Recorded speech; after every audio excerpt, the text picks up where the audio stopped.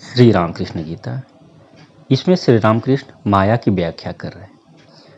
श्री रामकृष्ण उवाच मायां विद्धि स्वभावेन जलगुल्मो यथा जले संचलानाच्छना दूरम पुनः सा आगत स्वतः। पहला श्लोक। भावार्थ। श्री रामकृष्ण बोले, माया का स्वभाव कैसा है जानते हो? जैसे पानी में जल कुंभी बहा देने पर वह दूर चली जाती है, पुनः कुछ देर के बाद वह स्वयं ही वापस आ जाती है। सा निवृत्ते वत्सत्संगाद यद्वा यावद्विचारणम तथा वृणोति सा तु द्राग्विषय वासना पुनः। दूसरा, उसी प्रकार जब तक विचार अथवा सत्संग करते हैं तो लगता है कि उसकी निवृत्ति हो गई, वह चली गई, किंतु कुछ क्षण में फिर से वह विषय वासना मन को तुरंत आवृत कर देती है। वक्त्रे विषयमही नाम्ना हानिर्भुंक्ते यदा स्वयं दशत्यवसो यदा त्वन्यम विषक्रिया तदा भवेत। तीसरा भावार्थ।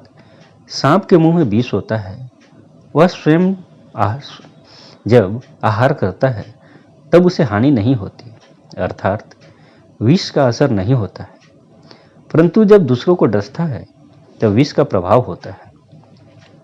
भगवतोपि मायास्ति शक्या मोहयितुं नतं मोहयतीतरान् सर्वान् माया भगवतो ही सा।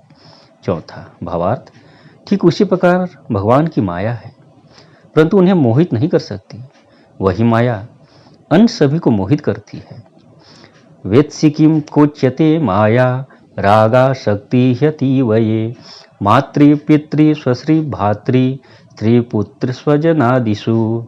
पांचवा, माया किसे कहते हैं जानते हो क्या?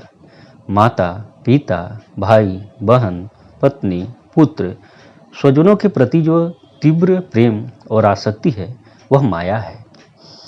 ततो विद्धि दया नाम सर्वभूतेषु मे हरिः इति विज्ञाय सर्वेभ्यः समं प्रेम दर्शनम। छठा, और दया क्या है?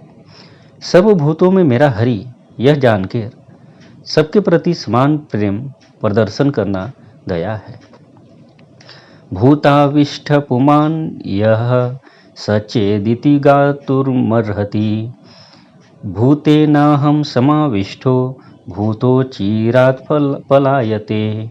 सातवां, जो व्यक्ति भूताविष्ट होता है वह यदि यह जान जाए कि वह भूत द्वारा सम्यक रूप से आविष्ट हुआ है तो फिर भूत उसी क्षण भाग जाते हैं। मायाच्छन्नास्तथा जीव सम्यग् वेति सकृत यदि मुग्धो ह्यं मायया चेति सा तस्माद्राग पलायते। आठवां भावार्थ। उसी प्रकार माया से आच्छादित जीव यदि एक बार यह भली भांति जान जाए कि मैं माया के द्वारा मोहित या आच्छान हूँ तो फिर वह माया उसके पास से उसी क्षण भाग जाती है। मा एकावरणम मध्ये जीवात्म परमात्मनोः यस्मिन्नापसृते नैव साक्षात्कारस्तयोर्भवेत्। नवा, जीवात्मा परमात्मा के बीच माया एक आवरण है। यह आवरण न हटने से उनकी परस्पर भेंट ही नहीं।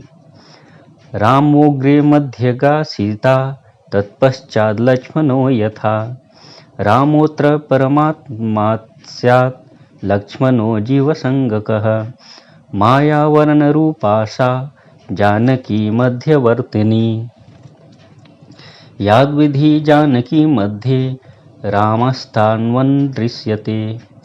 10वां-11वां श्लोक। भावार्थ। जैसे आगे श्री राम, बीच में माँ सीता और उनके पीछे लक्ष्मण जी हैं, यहाँ पर राम परमात्मा है, लक्ष्मण जीवात्मा स्वरूप है और बीच में माया आवरण रूपनी माँ सीता। जब तक माँ सीता बीच में रहती हैं तब तक लक्ष्मण राम को देख नहीं पाते हैं। यदा पार्श्वगता किंचित सीता वरण रूपिणी जीवरूपस्तदा रामम लक्ष्मणो द्रष्टुमर्हति।